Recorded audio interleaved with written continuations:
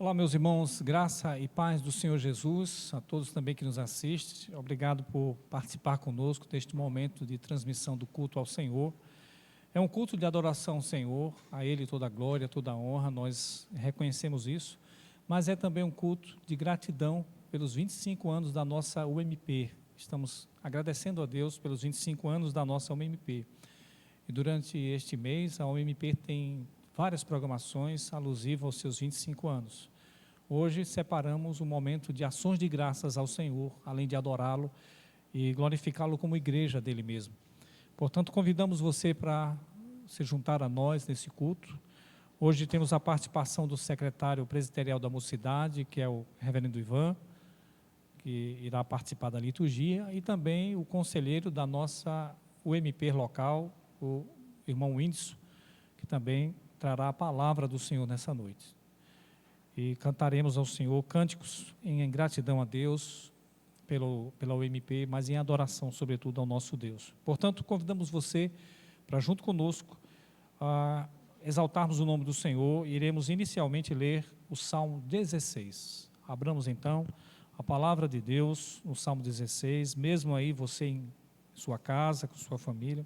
Perdão, 116. Salmo 116. Mesmo em sua casa, com sua família, em atitude de reverência, em atenção ao culto ao Senhor. Leamos então essa palavra do Senhor, Salmo de ações de graças. Assim nos diz o Salmo 116. Amo o Senhor porque Ele ouve a minha voz e as minhas súplicas, porque inclinou para mim os seus ouvidos, invocá-lo-ei enquanto eu viver. Laços de morte me cercaram e angústias do inferno se apoderaram de mim. Caí em tribulação e tristeza. Então invoquei o nome do Senhor. Ó Senhor, livra a minha alma. Compassivo e justo é o Senhor. O nosso Deus é misericordioso. O Senhor vela pelos simples. Achava-me prostrado e Ele me salvou. Volta, minha alma, ao teu sossego, pois o Senhor tem sido generoso para contigo. Pois livraste da morte a minha alma, das lágrimas os meus olhos, da queda os meus pés. Andarei na presença do Senhor na terra dos viventes. Eu cria, ainda que eu estive sobremodo aflito. Eu disse na minha perturbação, todo homem é mentiroso. Que darei ao Senhor por todos os seus benefícios para comigo? Tomarei o cálice da salvação e invocarei o nome do Senhor. Cumprirei os meus votos ao Senhor na presença de todo o seu povo. Preciosa é aos olhos do Senhor a morte dos seus santos. Senhor, deveras sou teu servo, filho da tua serva. Quebraste as minhas cadeias, oferecer-te-ei sacrifícios de ações de graças. Invocarei o nome do Senhor, cumprirei os meus votos ao Senhor, na presença de todo o seu povo, nos átrios da casa do Senhor, no meio de ti, ó Jerusalém. Aleluia, glória a Deus, louvado seja o nome do Senhor. Esta é uma oração de Davi, uma invocação, ações de graças, e aqui estamos também para dar graças ao Senhor, de todos os benefícios que o Senhor tem dado para conosco. Só podemos tomar o cálice da salvação e glorificá-lo, e dar ações de graças por todos os benefícios. Oremos ao Senhor, oração de adoração, de gratidão também ao Senhor. Senhor, muito obrigado por mais uma oportunidade de cultuar o Senhor como igreja do Senhor. Muito obrigado porque somos o teu povo, Senhor, teus filhos, chamados para te servir, para te adorar.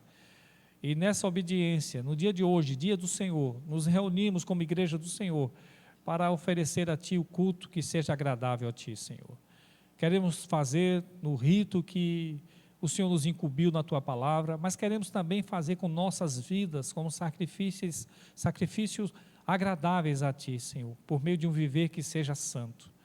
Portanto, recebe o nosso culto neste momento, mas também recebe o culto da nossa vida durante a semana, Senhor.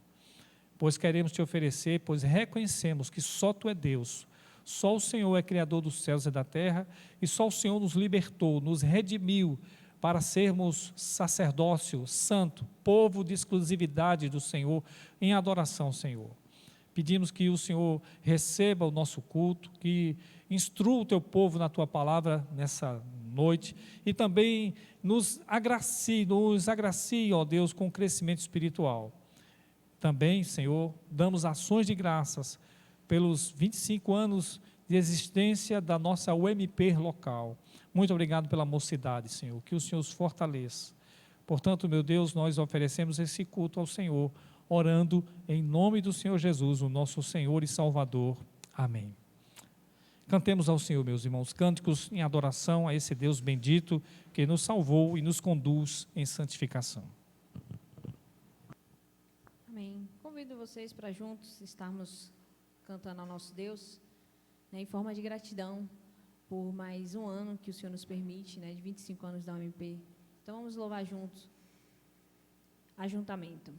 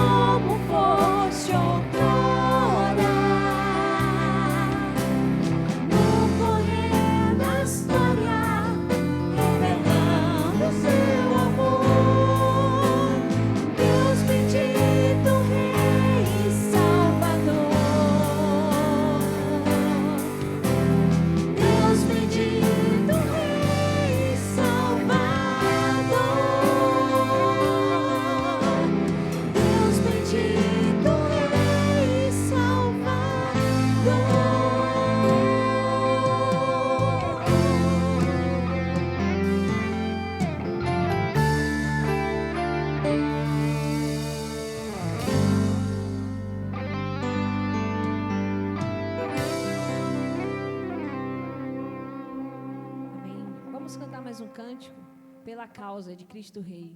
Nós rendemos nossas vidas a Ele. Vamos juntos cantar essa canção.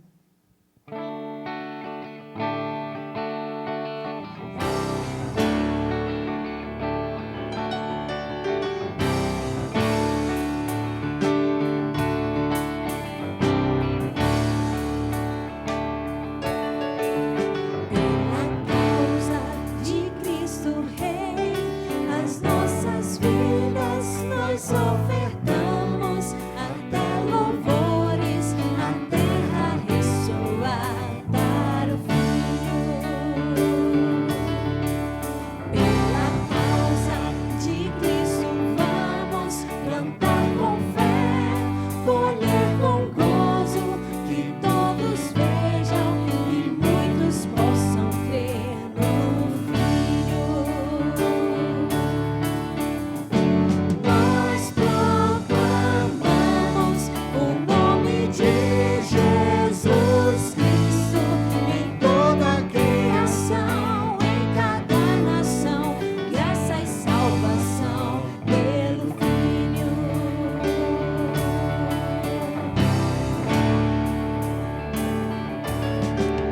Pois o Rei foi pendurado e no madeiro crucificado, nosso pecado foi imposto e imputado ao Filho.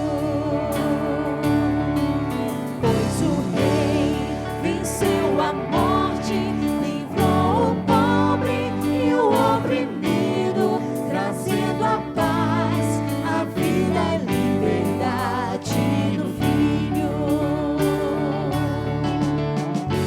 Nós proclamamos o nome de Jesus Cristo em toda a criação, em cada nação, graça e salvação pelo Filho. Nós proclamamos o nome de Jesus Cristo em toda a criação, em cada nação, graça e salvação pelo Filho.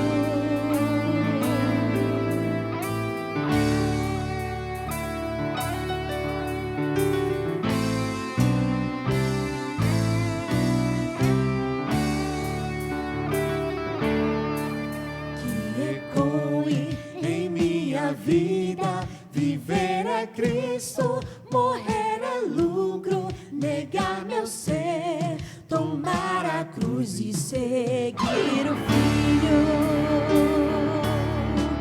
Que ecoe em minha vida, viver é Cristo, morrer é lucro, negar meu ser, tomar a cruz e seguir o Filho. Nós proclamamos o nome de Jesus Cristo em toda a criação, em cada nação, graça e salvação pelo Filho. Nós proclamamos o nome de Jesus Cristo em toda a criação, em cada nação, graça e salvação pelo Filho.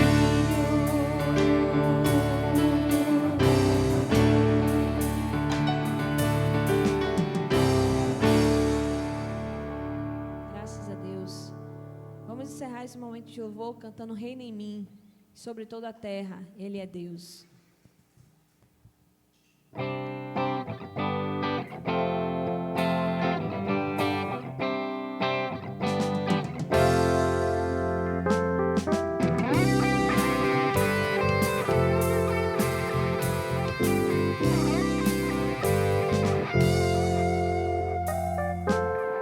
Sobre toda a terra tu és o Rei, sobre as montanhas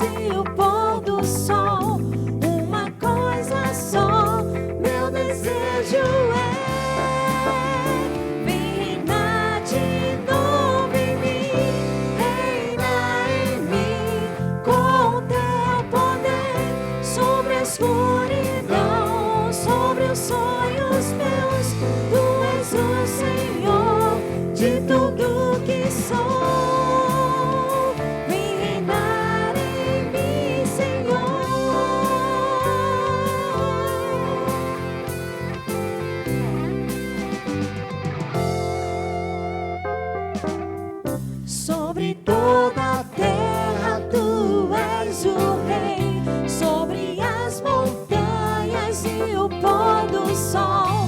Uma coisa só, meu desejo é: vem reinar de novo em mim, reina em mim, com teu poder, sobre a escuridão, sobre os sonhos meus. Tu és o Senhor de tudo que sou. Vem reinar em mim, Senhor.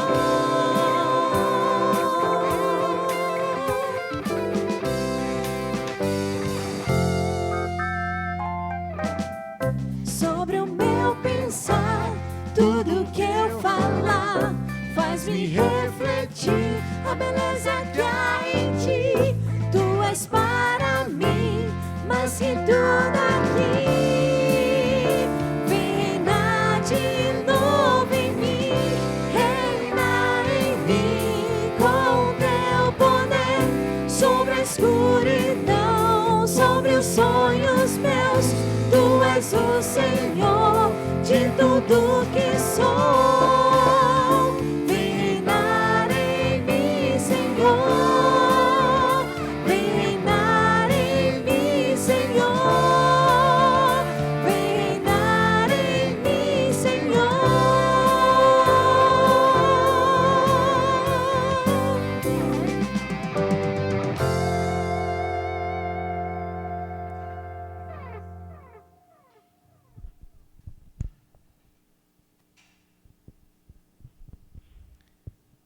Amém. Louvamos ao Senhor, nos alegramos por termos o privilégio de estarmos aqui cantando louvores, lendo a sua palavra e nos preparando para ouvir a mensagem do Senhor. Nós convidamos você a abrir a sua Bíblia, na segunda carta de Paulo a Timóteo, capítulo 3. Nós faremos a leitura dos versículos 14 ao 17. Segunda carta de Paulo a Timóteo, capítulo 3, faremos a leitura dos versículos 14 ao 17.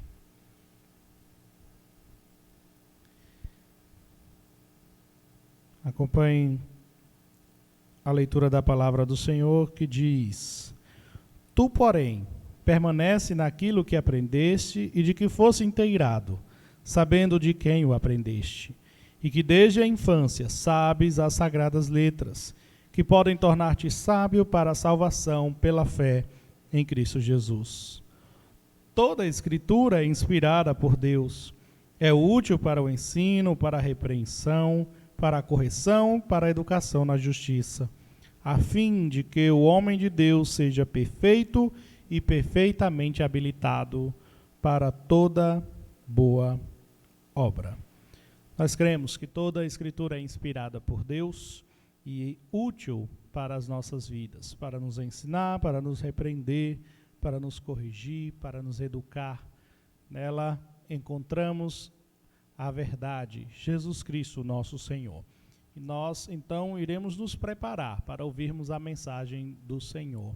Eu convido você, em sua casa, a curvar a sua cabeça, falar com o Senhor, apresentar-se diante dele com um coração contrito. Nós iremos orar, agradecendo pelo perdão dos nossos pecados e também pedindo que ele fale aos nossos corações por meio da sua mensagem.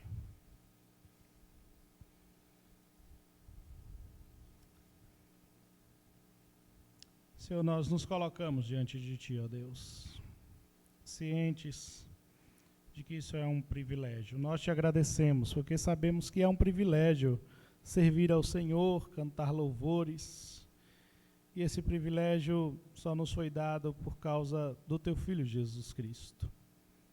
Nós confessamos os nossos pecados e pedimos ajuda para pecarmos cada vez menos, para lutarmos contra a carne, pois sabemos que o Senhor já nos abençoou com o Teu Santo Espírito, que nos capacita diariamente a lutar contra tudo isso. Nós somos gratos porque confessamos os nossos pecados e sabemos que por causa do teu Filho Jesus nós fomos perdoados, somente por causa dele, por nenhum mérito nosso. Nós nos alegramos por causa do teu Filho Jesus. E pedimos nesse momento que o Senhor fale aos nossos corações, que o Senhor use o irmão Whindersson como instrumento em tuas mãos, para que a tua palavra seja ouvida e obedecida por todos nós. Nós te pedimos isso, alegres, confiantes e gratos no teu Filho Jesus. Amém. Como nós dissemos, hoje nós nos alegramos pelos 25 anos da mocidade da Primeira Igreja Presbiteriana de Lauro de Freitas, e hoje nós ouviremos a mensagem do Senhor por um jovem da nossa igreja, conselheiro da nossa mocidade, nosso irmão Whindersson. Nós convidamos aqui e rogamos as bênçãos do Senhor sobre sua vida, meu irmão. Deus abençoe.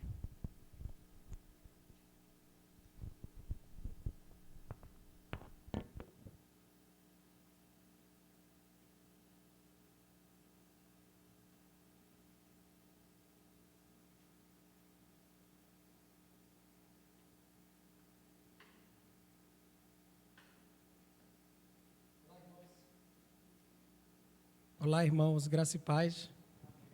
É um misto de muita alegria e um tanto de tensão estar aqui, podendo contribuir para essa comemoração, né, do 25º ano de existência da MP Local, mas a alegria supera a tensão. Eu estou mais alegre do que tenso, portanto.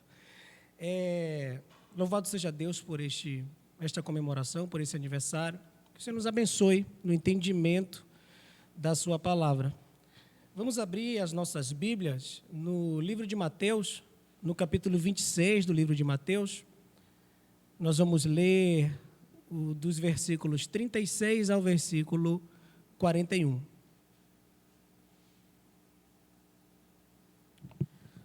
O texto diz assim: Em seguida, foi Jesus com eles a um lugar chamado Getsêmani e disse a seus discípulos: Assentai-vos aqui, enquanto eu vou ali orar. E levando consigo a Pedro e aos 2 filhos de Zebedeu, começou a entristecer-se e a angustiar-se.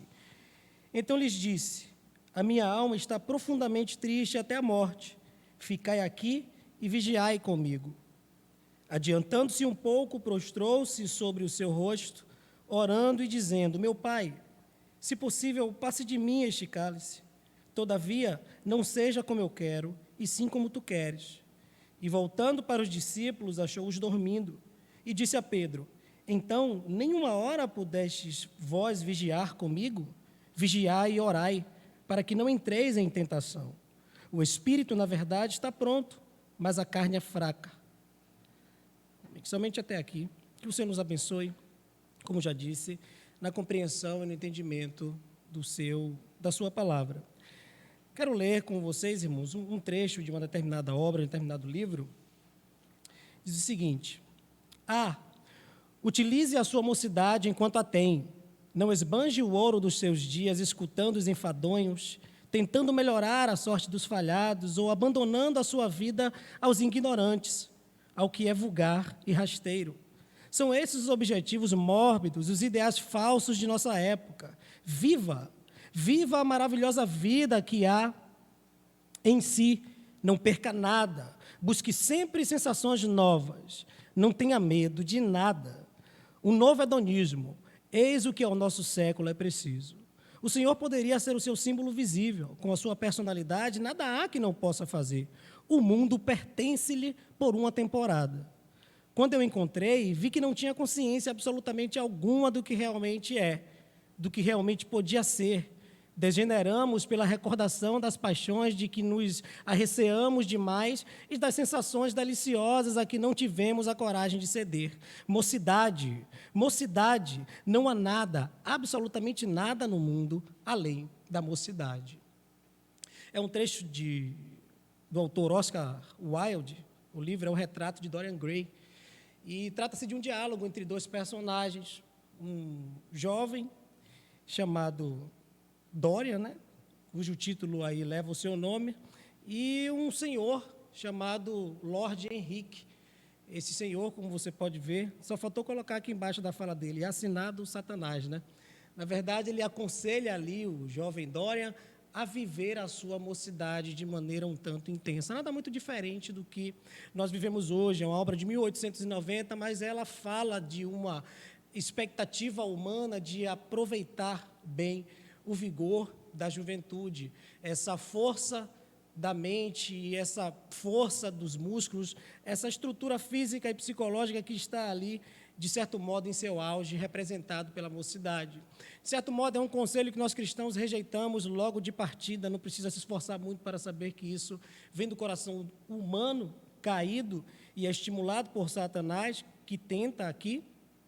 Mas uma coisa o Lord Henrique aqui percebeu, e isso é demarcado quando ele diz, né, o mundo pertence-lhe por uma temporada. E ele mais abaixo diz, mocidade, não há nada, absolutamente nada no mundo além da mocidade. O que o Lord Henrique entendeu, irmãos, é que existe um espaço no processo de desenvolvimento humano, e vamos chamar isso de juventude, ela está entre a infância e a velhice, e a infância, ela representa uma determinada potência, né?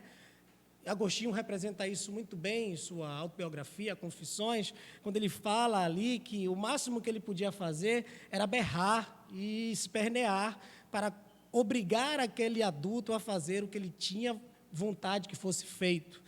Era o que estava ao alcance dele, porque não havia uma consciência, as suas funções mentais não estavam ainda desenvolvidas, não havia uma constituição física que mais tarde se apresenta na forma do beliscão e do puxão de cabelo. Com a linguagem começa, então, e junto com o raciocínio, a capacidade de persuasão e convencimento de pessoas de que façam a sua vontade. E está ali o jovem, né, absorvendo as questões sociais, constituindo-se de sua natureza psicológica, sua estrutura física está se compondo, e agora ele vai se tornando autônomo, até que, passando por ela, chega a velhice. E as memórias já não são mais tão preservadas, o raciocínio já não está tão vigoroso como estava antes, o seu corpo não responde mais ao que ele pensa, ele imagina, mas não pode fazer, porque o seu corpo já não está mais acompanhando o movimento mental. Digamos que a juventude é esse espaço entre a velhice e a infância, espaço este representado por um vigor, o vigor da mente e uma força do corpo. Portanto, quando se pega essa potência, irmãos, e une-se à natureza maligna e perversa, caída do homem, temos uma bomba. Temos um jovem que pode fazer muitas coisas, mas como cativar, como tornar essa força do corpo e esse vigor da mente escravos de uma natureza útil e boa, e como fazer essa força, esse vigor serem direcionados para o que é bom, para o que é belo, para o que é verdadeiro, para o que é justo e para o que é virtuoso. Foi o oposto do conselho que o Lord Henrique deu. E vamos ver aqui nessa passagem, que é uma passagem muito conhecida, de Jesus sofrendo essas angústias no Getsêmani. E vamos ver aqui como e qual é a real condição do eu e qual é o devido lugar do eu. Este é o tema que aí intitula este sermão, a real condição do eu e o seu devido lugar. Vamos aprender com Jesus, a partir da observação desses trechos, a resignação, a angústia e, no fim, como a terceira parte, a real condição do eu e o seu devido lugar. Nada melhor do que essa passagem que representa um momento de intensa aflição e pressão espiritual, mental, psicológica, emocional e física, e nada melhor do que o nosso exemplo mor, Jesus Cristo, para nos ensinar isso. O capítulo 26, irmãos, cujo trecho aqui está contido, ele marca o início de uma sucessão de acontecimentos que caracterizam o que Jesus Cristo tanto vinha anunciando durante o Evangelho. Se vocês lerem, e já devem ter lido, Jesus em momentos vai dizendo que o Filho do Homem ele vai ser entregue, ele vai ser humilhado, ele vai ter que sofrer, ele vai ressuscitar, depois de morrer, obviamente. Então, ele já vinha anunciando aos seus discípulos, e esse capítulo ele caracteriza a traição, o martírio, e começa, né, essa sucessão de fatos que vai culminar na morte de Jesus. Pois, vemos aqui desde o início do capítulo 26, né, o plano para tirar a vida de Jesus já estava às portas aí, a ser aplicado. Seu corpo é ungido com bálsamo, mais à frente aqui, no capítulo 6, o que aponta para o sepultamento. Judas fecha o acordo e concretiza a traição. A Páscoa é celebrada e o Senhor Jesus anuncia o derramamento de seu sangue, o despedaçar de seu corpo. Em seguida, alerta sobre a brevidade deste momento, estava próximo de chegar. E aqui é onde justamente nós estamos posicionados. Aqui está Jesus, às vésperas deste momento, já anunciado ao longo das Escrituras e por ele próprio. E começamos aqui, vamos tratar primeiro dos versículos 36 ao versículo 38. Em seguida foi Jesus com eles a um lugar chamado Getsêmani e disse aos seus discípulos: assentai-vos aqui, enquanto vou ali orar. E levando consigo a Pedro e aos dois filhos de Zebedeu, começou a entristecer-se e angustiar-se. Então lhes disse: a minha alma está profundamente triste, até a morte. Ficai aqui e vigiai comigo. Jesus estava em Getsêmani. Getsêmani era um jardim situado ali na base, né, no sopé do Monte das Oliveiras. E o nome Getsêmani significa prensa de azeite. Isso é entendido assim. E o que nos faz entender que havia uma pressão, de fato, né, sobre Jesus Cristo. Né? O fruto que estava sendo pressionado, que estava sendo prensado, e o que o profeta Isaías ele vai dizer no capítulo 53, no versículo 11: todavia ao Senhor agradou moê-lo, versículo 10, agradou moê-lo, e isso tem uma relação com a pressão que Jesus estava sofrendo, com essa prensa de azeite, ele estava nesse lugar, simbolizando isso. E esse agradar de Jesus, de Deus em moer, como é citado aqui pelo profeta Isaías, isso não é sobre despotismo, não é sobre tirania, não é sobre sadismo, perversão da parte de Deus. Isso é sobre amor, justiça, graça e misericórdia. Agradou porque não era somente sobre quem estava sendo punido ali, sobre quem estava representando o objeto que o Senhor repudia e tem ira, ele se tornou pecado, objeto da ira de Deus, mas é sobre os eleitos que estavam sendo salvos na pessoa de Jesus, no sofrimento dele, né? O rei que se fez servo justificou a muitos por ter levado sobre si as iniquidades deles. O profeta Isaías continua isso no versículo 11. E Jesus estava aqui sob o efeito de uma dramática pressão, resultado do contato de sua alma imaculada com o pecado de todos os homens, passados, presentes e futuros, que o Pai elegeu para a salvação. Lemos no versículo 37, irmãos, que Jesus começou a entristecer-se e angustiar-se. E logo depois, no verso 38, a descrição das próprias palavras de Jesus: a minha alma está profundamente triste até a morte. Jesus, estando a nossa semelhança humana, como um eu, e é do eu que estamos tratando, e deixe-me tratar uma coisa que eu deveria até ter explicado no início: o eu, e o que é o eu? É esse composto explicado aqui como uma parte psicológica, uma parte espiritual, uma parte física. É o eu que deseja, que constitui-se como cidadão, é o eu que pensa, que raciocina, que age. Esse composto de atitudes e aspirações, que tem a sua natureza ali autônoma, que pensa, que sente e que age, portanto. E Jesus, nessa semelhança com um ser que pensa, sente e age, pois ele é o Verbo encarnado, ele pensou: serei objeto da ira santa de meu Pai. Sentiu, portanto, medo. E como ele agiu? Nós vemos aqui, ele pediu auxílio espiritual aos seus discípulos. E aqui temos uma lição já, irmão, intercessão. Ele falou: ficai aqui e vigiai comigo. Jesus não estava com medo dos guardas que chegariam ali para pegar ele, obviamente. Aquela coisa já estava predita, Jesus já sabia do seu martírio, do seu sofrimento. Jesus temia estar afastado de seu Pai. Uma lição para nós, que devemos temer o pecado, pois ele faz separação entre Deus e o homem. E nós, muitas vezes, não tratamos o pecado com essa distância e não tentamos nos distanciar dele como devemos, né? Ter esse medo de ser o objeto da ira de Deus, praticar aquelas coisas que o Senhor, na verdade, se desagrada. E, sobretudo, a intercessão e como isso funciona. E a palavra nos ensina que a oração de um justo, ela pode muito em seus efeitos, em se tratando de mocidade, em se tratando da juventude, como podemos uns pelos outros interceder. E Jesus solicitou, pediu para que eles ficassem ali e vigiassem com ele, né? O que acontece aqui é que trata-se de uma movimentação transcendente, irmãos, que age dramaticamente sobre o único mediador entre Deus e os homens, Cristo Jesus, homem. Ele estava servindo aqui como mediador, e nesse primeiro bloco aqui de versículos, do 36 ao 38, ele está justamente demonstrando o início de sua tristeza e o início de sua angústia. Solicita a intercessão dos seus discípulos e está entendendo ali o drama que haverá de passar. No versículo 39, irmãos, adiantando-se um pouco, prostrou-se sobre o seu rosto, orando e dizendo: meu Pai, se possível, passe de mim este cálice, todavia não seja como eu quero, e sim como tu queres. Neste primeiro conjunto de versículos, nós vimos o eu angustiado de Cristo.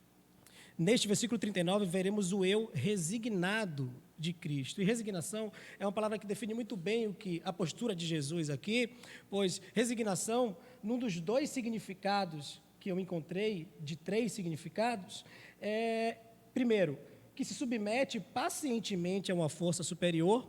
Segundo, que suporta o mal sem se revoltar. De fato, é um eu resignado, que sabia do grande mal. Eu quero dar ênfase a esse grande mal, porque se trata aqui do mal maior. Se trata de representar a ira, o objeto da ira do Deus vivo. A palavra nos ensina que horrenda coisa é cair nas mãos do Deus vivo. Não era uma pequena pressão emocional que Jesus sentia.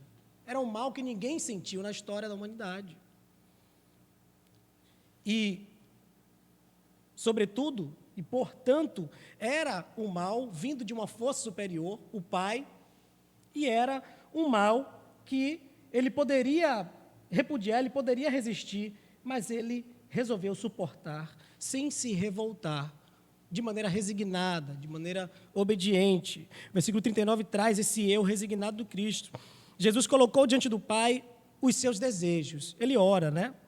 Ele ora dizendo que, se possível, fosse que aquele cálice fosse afastado dele, mas não deixou de falar que a vontade do Pai fosse feita. Então, ele apresentou os seus desejos, 2 desejos. Primeiro, ser livre daquele destino que afligia profundamente sua alma imaculada. Segundo, que a vontade de Deus sobre o principal e último, fosse principal e último na análise do primeiro pedido. Ele pede primeiro, ele não deixa de apresentar. E o apóstolo Paulo, de fato, nos ensina, quando ele escreve aos Filipenses, no capítulo 3, se não me engano, ele diz que não devemos ficar ansiosos por nada, né? Antes devemos fazer todas as coisas reveladas diante de Deus, né? Com orações, súplicas e ações de graça. Você deve colocar diante de Deus aquilo que te aflige, aquilo que você está ansioso, aquilo que te preocupa, aquilo que você teme que ocorra, mas deve saber, sobretudo, que a vontade de Deus está sobre isso.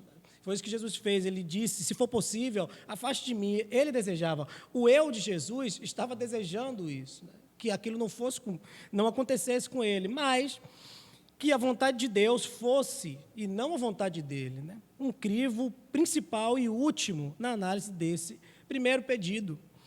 Lucas, no Evangelho segundo Lucas, reforça a natureza da angústia sentida por Jesus, descrevendo no capítulo 22 o que conhecemos hoje, né, como psicossomatismo, né, um sintoma psicossomático. Lucas escreve, né, na sua expertise médica aí: seu suor se tornou em gotas de sangue caindo sobre a terra. O pastor e psicólogo Wilson Porte Jr., ele explica esse fenômeno que se chama hematidrose. O que é hematidrose? Ou seja, a efusão de sangue na transpiração da pessoa. Esse fenômeno pode ser causado por extrema angústia ou tensão física. Vasos capilares e subcutâneos se dilatam e estouram, misturando o sangue com o suor. Foi justamente o que conhecemos hoje, por conta do avanço da ciência e medicina, uma intensa angústia, uma intensa aflição. Jesus estava vivenciando ali, a ponto de não somente o suor. Lucas ele faz questão de descrever que o suor caía por terra, as gotas de sangue caíam por terra. Ele estava suando muito e foi um fenômeno observável, percebido, portanto. Se do lado de fora foi observado, a coisa dentro estava muito intensa mesmo, o que Jesus estava passando ali. Há uma frase, a partir dessa lição de Jesus, de um homem, personagem da igreja, a história da igreja, sobretudo a igreja católica, João da Cruz, ele diz: quando tiveres algum aborrecimento ou desgosto, lembra-te de Cristo crucificado e cala-te. Ele tem a nos ensinar. Nós não passamos nada parecido, não passamos nada similar. Existe muita coisa dura que nós passamos na vida, né? Podemos ver pelo exemplo de Jó, que aquilo que sofremos está muito aquém, né? Nada parecido com o que ele sofreu. E ainda assim, Jó, comparado com o que Jesus sofreu, ainda é muito aquém do que ele padeceu. Jesus Cristo padeceu por nós. Então, quando tivermos algum aborrecimento, algum desgosto, por mais intenso que ele seja, por maior que ele seja, né, olhemos para o Cristo crucificado e calemo-nos. E este calar-se, irmãos, não é um calar de ser desamparado, até porque o próprio Lucas, ele descreve que um anjo veio para consolar, para amparar aquela aflição de Jesus. Nós temos o Espírito Santo, o Consolador. Nós não somos abandonados pelo Cristo nos nossos desgostos, nos nossos aborrecimentos, nos nossos sofrimentos. O mundo é mesmo sofrido, nós somos assaltados por doenças, preocupações, morte, o próprio temor da nossa morte, a morte de entes queridos, sonhos que não são alcançados, aspirações que, por alguma razão, o Senhor não quis que fossem realizadas, mas assim, olhemos para o Cristo crucificado e calemo-nos e sejamos consolados pelo seu Espírito. E tudo isso está relacionado, irmãos, justamente ao ao domínio desse eu, que, como exemplificado no início, está aqui cheio de vigor, cheio de força, na sua mocidade, na mente e no corpo. É um aconselhamento para domar este eu. E Jesus, expressando sua humanidade, mostra-nos a resignação do eu. É esse eu resignado, né? Esse eu que suporta o mal sem se revoltar, que se submete a uma força superior de maneira paciente, né? Sofrendo e aí expressando o seu temor e sua dor, mas ele não se revolta, ele é resignado. Aquele eu que desde o Éden vive fugindo da presença de Deus, né? Dando desculpas pelo seu fracasso. Foi a mulher, foi Deus, foi a serpente. E assim reproduzimos, pois precisamos de alguma evasiva que ampare nossas fugas. A culpa é dos meus pais, dos meus irmãos, da minha igreja, do meu pastor, do patrão, do branco, do homem, da estrutura social. A culpa é de todo mundo, menos nossa. Nós não nos responsabilizamos por nada. Queremos sempre distribuir. E como estamos com a forte imaginação na juventude e com um raciocínio sagaz e perspicaz na mocidade, nós vamos cair facilmente em armadilhas que tentem justificar para nós a atribuição, a terceirização de nossas responsabilidades. Tomemos cuidado como jovens. Usemos nossa imaginação e nossa mente resignadamente, como Jesus Cristo utilizou. Ele foi perspicaz e não confiou em seu eu, que queria escapar daquilo, mas disse que eu estou sentindo isso, Pai, né? Parafraseando, mas que seja feita a tua vontade sobre a minha. Porque perspicazmente, né, com o bom uso de seu raciocínio, de sua lógica, eu não confio tanto em mim. Estou até tão angustiado como confiarei tanto em mim.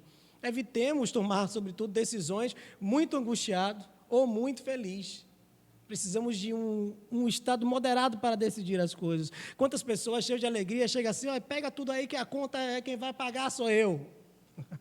Depois, quando vê a conta, eu falo, rapaz, como é que eu vou pagar? Estava muito empolgado, estava muito alegre. Eu não vou fazer nada, eu não vou pagar nada, eu não quero ir para lugar nenhum, o mundo é mau, não presta, tudo é ruim. Calma, tenta observar o fenômeno como é, não se deixa ser muito afetado pelas suas emoções, raciocina, vê o que é a realidade e afirma, Senhor, que seja feita a tua vontade e não a minha. Ele conseguiu ser sóbrio num estágio de muita pressão e muita angústia. O lugar desse eu deve ser sempre secundário, quase inexistente, na verdade, irmãos. É até um eufemismo utilizar secundário aqui. Assuma-o, confesse-o, mas submeta-o a nada mais que uma desimportante e não tão relevante vontade. Nossa vontade é só mais um querer. Não é nada. Assim, queremos, mas eu não confio no que eu quero. Enganoso é o coração do homem, desesperadamente perverso, quem o conhecerá? Esse versículo já é suficiente para nos assombrar e não confiarmos em nós mesmos. E jovens, cheio de vigor, repito, melhor ainda, não se empolga tanto consigo, desconfie de si, desconfie do que você deseja. Esse eu deve ser rendido e é para o nosso próprio bem, é uma questão de subserviência tola, mas é uma questão de sobrevivência e vida útil. Esse querer ao qual devemos submeter o nosso eu é o querer de Deus, que se expressa e é glorificado no nosso eu regenerado. Então, vemos aqui o eu resignado de Cristo na natureza humana ali, representada, de certo modo, em alguma fragilidade que já é intrínseca, inata a essa natureza. Mas esse eu, ao mesmo tempo, representado pelo Espírito Santo em nós, nos ajuda a sermos direcionados para aquilo que é bom. Os últimos blocos, nos versículos 40 e 41, irmãos.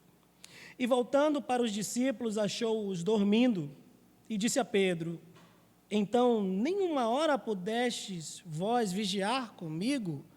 Vigiai e orai para que não entreis em tentação. O espírito, na verdade, está pronto, mas a carne é fraca. Na primeira parte, nós vimos que o eu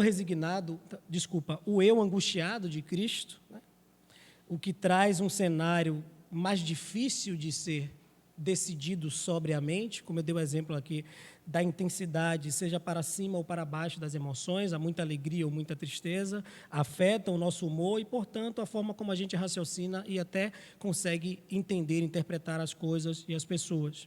No segundo, versículo 39, nós vimos o eu resignado do Cristo, e aqui os versículos 40 e 41 vão aí levar como título justamente o título do sermão, a real condição e o devido lugar do eu na pessoa de Cristo. Né?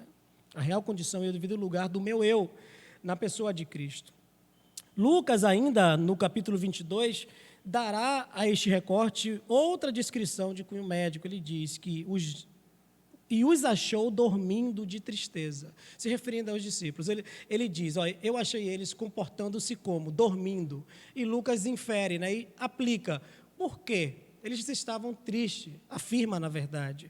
Eles estavam dormindo porque sentiram-se tristes. É uma outra questão psicossomática. Nós sabemos que as pessoas com depressão, em quadros depressivos, tendem a dormir demais ou a dormir de menos. É um efeito a tristeza causa. Esse humor rebaixado faz com que a pessoa se sinta sonolenta demasiadamente, muitas vezes. E Lucas descreve aqui justamente esse momento que Mateus fala, quando Jesus Cristo voltou para os seus discípulos e achou-os dormindo. Lucas acrescenta, achou-os dormindo de tristeza. Os discípulos foram também afetados pela pressão espiritual presente naquele cenário, numa proporção infinitamente menor do que a de Jesus, e ainda assim cederam. O Pedro foi repreendido por Jesus.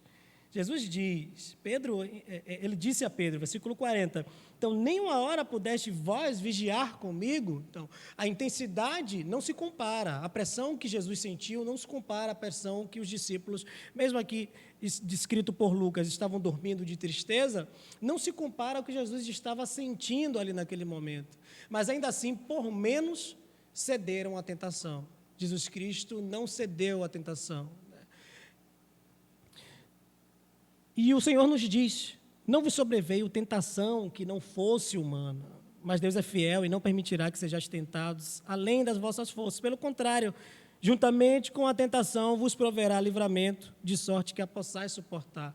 Jesus Cristo não admoestou, repreendeu a Pedro ali covardemente, era algo que poderia ser suportado como homem. Ele disse, nem por um instante podeis vós vigiar comigo. Quando lemos o apóstolo Paulo escrever aos Coríntios, na primeira epístola, capítulo 10, versículo 13, é isso, não sobrevém tentação que não seja humana. Então, não devemos dar desculpas. Poxa, não deu, né? Mas, poxa, também, né? Olha, perdão, mas foi, assim, não sei quem suportaria passar, não. Falhou. Errou, era possível de ser suportado. O Senhor não te dá uma tentação que não seja suportada. Você, jovem, com seu vigor, com a sua energia, com a sua força, tem capacidade de decidir bem e optar pelo que é bom e pelo que é justo, pelo que é útil. Apenas decida fazer aquilo que é certo. Caindo, arrependam-se e não repitam mais. Isso demonstra, irmãos, o fato de os discípulos, por menos, terem cedido à tentação, e Jesus Cristo, por muito mais, ter se mantido de pé, o próprio Verbo encarnado ali, mas não vamos negar a humanidade, a natureza humana de Jesus aqui, que é descrita tanto por Lucas e aqui nos aspectos psicológicos e físicos do próprio Jesus. Isso demonstra a suficiência do Cristo, não dependendo de homem algum para ajudá-lo na sua missão. Mesmo tendo solicitado no início, ficai aqui e vigiai comigo. Na prática, não foi isso que definiu a resignação e a sujeição e a força que Jesus teve para suportar aquilo que lhe tinha sido designado por Deus. A supremacia sobre a natureza humana também é visto aqui, pois enquanto os discípulos caíram em tentação por um estímulo muitíssimo menor, Jesus, mesmo sendo homem, sofrendo maior pressão, não cedeu. E temos a prova de que ele foi, de fato, homem e não cedeu, quando nós vemos o autor do livro da Carta aos Hebreus, no capítulo 4, versículo 15, foi ele tentado em todas as coisas à nossa semelhança, mas sem pecado. Então, havia uma semelhança. A nossa semelhança, a semelhança de humanidade, né? No versículo 41, nós vemos aqui, irmãos, vigiai e orai para que não entreis em tentação. O espírito, na verdade, está pronto, mas a carne é fraca. Nós vemos uma descrição desses dois eus. Suas naturezas são descritas. Um é forte e suficiente, o outro é vulnerável e débil. O homem inteligente compreende que, dada a condição de debilidade e vulnerabilidade do seu eu, deve, portanto, colocá-lo em seu devido lugar. Aqui está a explicação. Qual a real condição do eu? Do nosso eu, frágil, debilitado, digno de toda a desconfiança, enganoso e miseravelmente perverso. Essa é a condição do nosso eu. E agora, sabendo qual é a condição, a real condição, porque nós temos ouvido, como foi descrito aqui pelo trecho da obra O Retrato de Dorian Gray, que o Lord Henrique disse que o mundo, por uma temporada, nos pertence. Então, dá um tom poderoso a este eu, grandioso, inflama, demonstrando que, olha, você é maior do que você pensa, você não sabe do que você é capaz. Na verdade, há muita coisa boa em você, há muita coisa positiva em você. É o mundo que está te oprimindo e não está te deixando vivenciar essa originalidade boa que há aí. Enquanto a Bíblia, ela diz o contrário. Há um eu frágil, vulnerável, que depende sobremaneira da ação de Deus para que seja direcionado para a utilidade e para o gastar útil da vida. Isso aqui, irmãos, jovens, sobretudo, é sobre um conselho para uma vida gasta por aquilo que é útil. Ontem mesmo nós ouvimos a história, né, a vida, brevemente ali, de John Hus, e como ele jovem, ele foi gasto, a ponto de jovem ainda, com 40 e poucos anos, morrer martirizado, queimado na fogueira, mas entendeu que a sua vida, para ter sentido, deveria ser direcionada, canalizada para um lugar. Então, toda essa força e vigor, todo esse bom raciocínio e constituição física útil, devem ser gastos para a glória de Deus. Algumas pessoas dizem, olha, eu vou aceitar Jesus, mas eu estou muito novo ainda, deixa que eu fique velho, né? Se der tempo, mas ele não sabe quando é que vai chegar o seu fim, desculpe. E ele diz, né, ele acha que aproveitar a juventude é ouvir o conselho aqui do Lord Henrique, no trecho de Dorian Gray. Aproveitar a vida, na verdade, é fazer com que a sua vida seja resignada, subserviente e gasta para a glória de Deus. É isso que dará sentido à sua vida. Pois chegará mais tarde, ele dirá aquilo que Agostinho disse, ainda novo até, tarde te amei. Então, antes que você diga isso, deseje amar logo Deus agora. deseja seguir o exemplo de Cristo agora. E nós vemos que este eu caído, né, vulnerável e débil, deve ser colocado no seu devido lugar. Qual é este lugar, uma vez que já sabemos a sua real condição? Um lugar quase inexistente, um lugar secundário, um lugar de não protagonismo. E essa cultura tem trazido um protagonismo do eu. E vemos esse exemplo em Gênesis capítulo 4, versículo 7. Deus diz ali para Caim: o seu desejo será contra ti, mas a ti cumpre dominá-lo. Veja a guerra dos eus aqui. Ele diz: seu desejo será contra ti. Como assim? Meu desejo é contra mim? Eu sou contra mim mesmo? O que é que está acontecendo aqui? Olha, há um eu aí que quererá uma coisa que será nociva a você. Seu eu vai querer algo que vai te destruir. O que seu eu quer é te acabar, é te fazer desistir, é te fazer ficar longe da verdade. Ele pediu: passa de mim este cálice, mas que seja feita a tua vontade. Cumpre a nós dominarmos este eu, mas para dominarmos ele precisamos entender a real condição e assim dominaremos colocando-o em seu devido lugar. Quanto menos protagonismo tem o nosso eu, irmãos, mais Deus é glorificado em nós e mais sentido tem a nossa vida. Como o apóstolo Paulo declara aos Gálatas, né? Logo, já não sou eu quem vive, mas Cristo vive em mim. Olha, eu não vivo, mas em mim, ainda neste eu aqui, vive outra coisa, vive outro ente. Deus vive em mim. E esse viver que agora tenho na carne, vivo pela fé no Filho de Deus, que me amou e a si mesmo se entregou. É este o devido lugar do eu. E aqui, irmãos, algumas breves aplicações. Primeiro, nunca duvide de sua malignidade. Né? Hoje vamos ouvir aí, mundo afora, sobretudo nas filosofias que estão vigentes aí, em ideologias e em livros ditos seguros, ele vai dizer para você não duvidar de sua positividade, porque você é bom e te fizeram mal. Na verdade, o conselho aqui é para que você não duvide de sua malignidade, porque o que há de sobra em nós é isso. Sempre desconfie de sua positividade. Como o salmista ora: vê se há em mim algum caminho mau. Ele considera que pode haver coisa ruim que ele não está enxergando, e ele pede: vê se há em mim algum caminho mau. Esse sentimento, essa compreensão, essa crença precisa estar contida sempre em nossas orações. Por isso, peça a Deus que faça o que lhe apraz, e também para que você ame a vontade dEle, pois não é naturalmente que somos obedientes a Ele. Reconheçamos a nossa malignidade, essa potência má, desconfiemos de nossa positividade e peçamos ao Senhor que nos ajude, fazendo aquilo que Ele tem vontade de fazer. Foi isso que Jesus fez. Eu quero isso, Pai, mas assim, faça o que o Senhor quiser. O que eu quero não importa muito.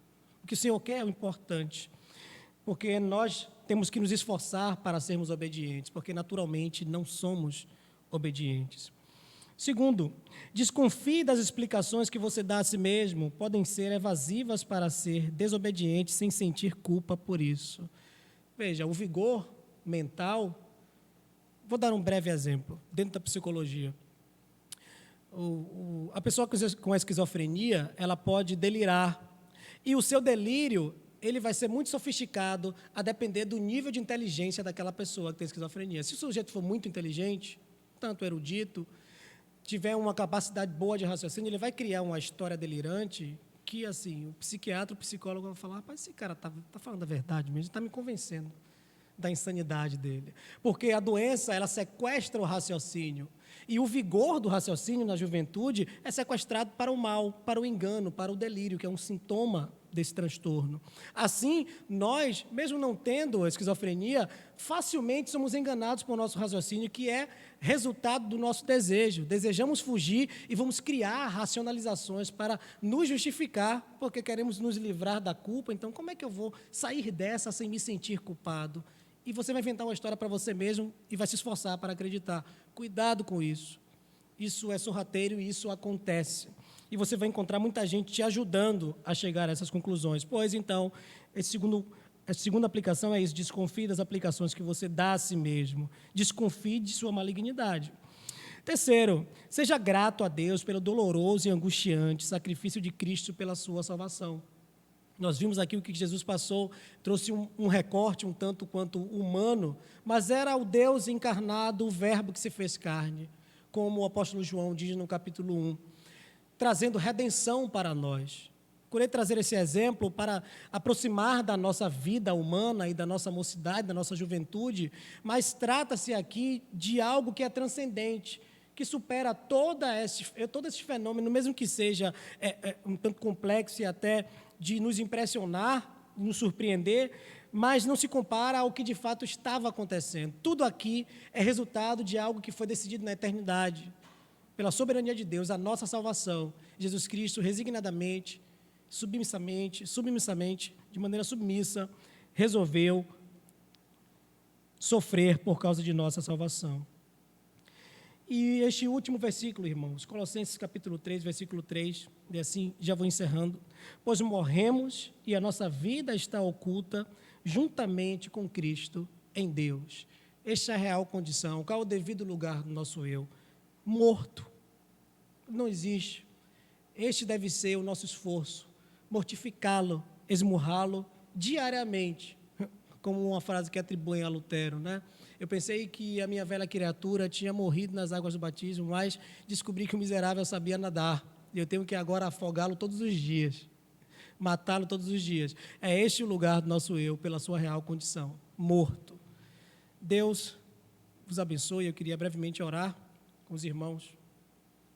Senhor Deus, nós somos gratos a Ti, porque o Senhor tem nos ensinado que dependemos do Senhor para agradá-lo. Nós não sabemos por nós mesmos agradá-lo. E eu te peço que o Senhor nos ajude a te agradar. Nos ajude a entendermos, Pai, qual é a real condição do nosso eu e nos ajude a submeter este nosso eu ao seu devido lugar, Deus. Dando lugar à tua ação, à ação do teu Espírito, que é vida para nós, que é luz para nós. Tem misericórdia de nós, nos ajuda. Ajuda-nos como jovens a entendermos que a nossa força, a nossa energia, o nosso vigor, as disposições mentais e físicas contidas em nós, no nosso eu, elas servem utilmente para te servir. E elas só têm sentido se forem direcionadas para isso. Nos ajude a chegar a essas conclusões e aplicar todo esse conhecimento e aprendizado em nome de Jesus Cristo, nosso Senhor. Obrigado, Pai. Amém.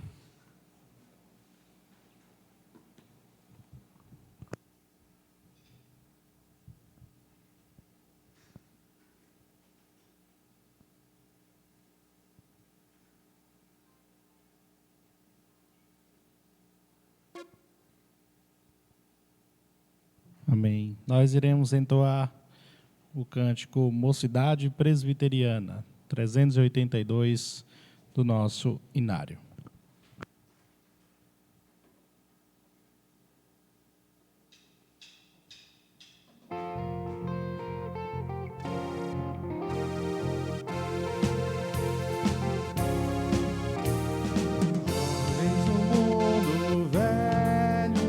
Pregar novos ideais do mesmo Evangelho que pregaram nossos pais. O mundo muda, mas Cristo não. Importa que preguemos a salvação. Mocidade presbiteriana, somos testemunhas de Jesus. Temos que dizer ao nosso mundo que a solução está na cruz. Nossas mãos estarão unidas, combatendo a escravidão de preciosas vidas. Sem Jesus, sem direção, não temeremos o tentador. Clamemos pelo Cristo libertador. Mocidade presbiteriana, somos testemunhas de Jesus. a solução, que a solução está na cruz. Juventude cristã avante, empunhando o pendão real, com fé no comandante, venceremos todo o mal. Ser testemunha, disse o Senhor, falemos sempre de Jesus, sem temor. Mocidade presbiteriana, somos testemunhas de Jesus. Temos que dizer ao nosso mundo que a solução está na cruz. Mocidade presbiteriana, somos testemunhas de Jesus. Temos que dizer ao nosso mundo que a solução está na cruz.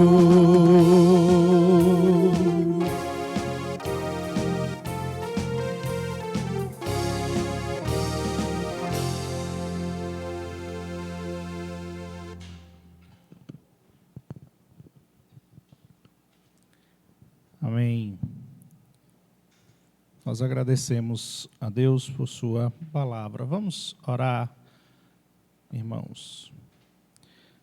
Senhor, nós te agradecemos, ó Deus, por essa palavra. Te agradecemos, ó Pai amado, porque o teu Filho Jesus passou por tudo isso. Nós merecíamos a ira de Deus, mas de forma graciosa, teu Filho Jesus, de forma substitutiva, pagou o preço por nós. Nós nos rendemos em graça, em gratidão a Deus, por tudo isso, pelo que aprendemos, pelo que vivenciamos, e pedimos que o Senhor nos ajude, a dia após dia, vivermos para a glória do Senhor como devemos fazer.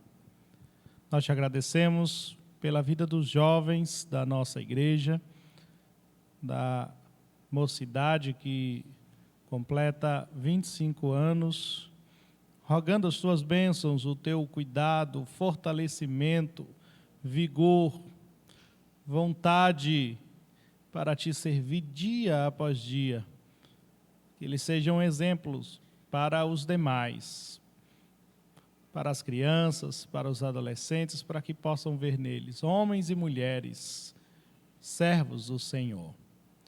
Pedimos dia após dia, Senhor, que o Senhor continue abençoando cada um que acompanhou essa transmissão.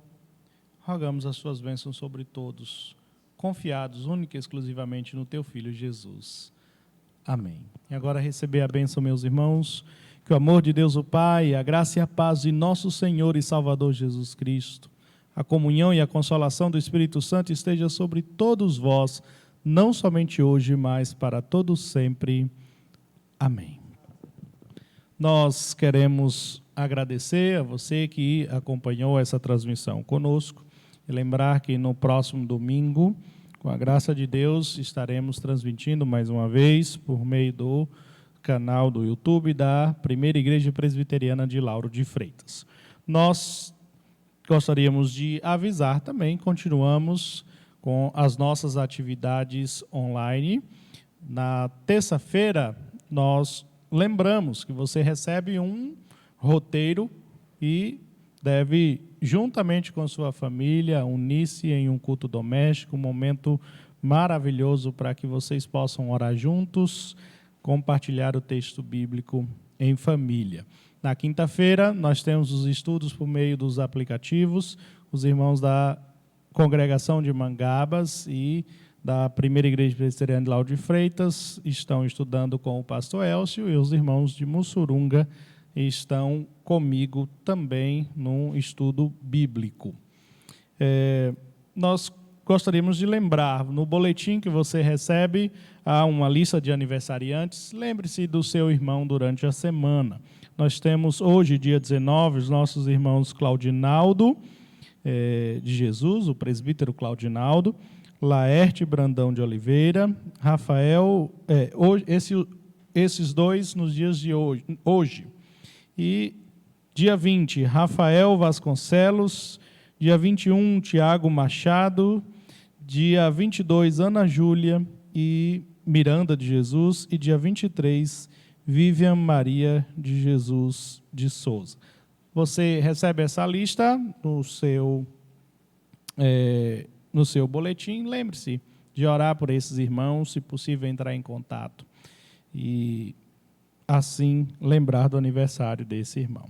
Nós, como dissemos, hoje cultuamos em gratidão a Deus pelo 25º aniversário da Mocidade Presbiteriana, e agora que eu, além de pastor auxiliar na primeira igreja presbiteriana de Lauro de Freitas, gostaria de falar em nome da Federação de Mocidades do Presbitério Litorâneo do Salvador, qual sou o secretário presbiterial, e deixar aqui o meu incentivo aos irmãos para que continuem atuantes como são e firmes na presença do Senhor.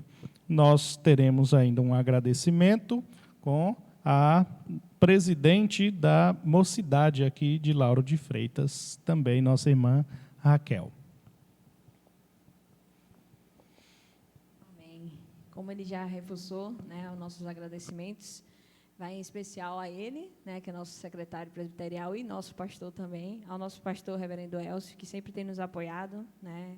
A gente preparou esse mês para tentar fazer várias programações em forma de comemoração dos 25 anos da nossa mocidade, nesse novo layout, né, que está sendo virtual, mas que Deus continue nos abençoando, nos sustentando, né? Então, agradeço a nossa OMP local, né, que tem colaborado também, participando, né, chegando junto nas nossas programações, né, reforçando que ontem a gente teve a programação com o reverendo Samuel Vitalino, que foi muito bom, que já foi o início da nossa programação de aniversário, né? Agradecemos também a Deus pela vida dele, que esteve junto conosco, e também, né, gratos a Deus pelos 25 anos da UMP aqui, Lauro de Freitas, né, com o coração realmente grato por essa idade que a gente completou, né?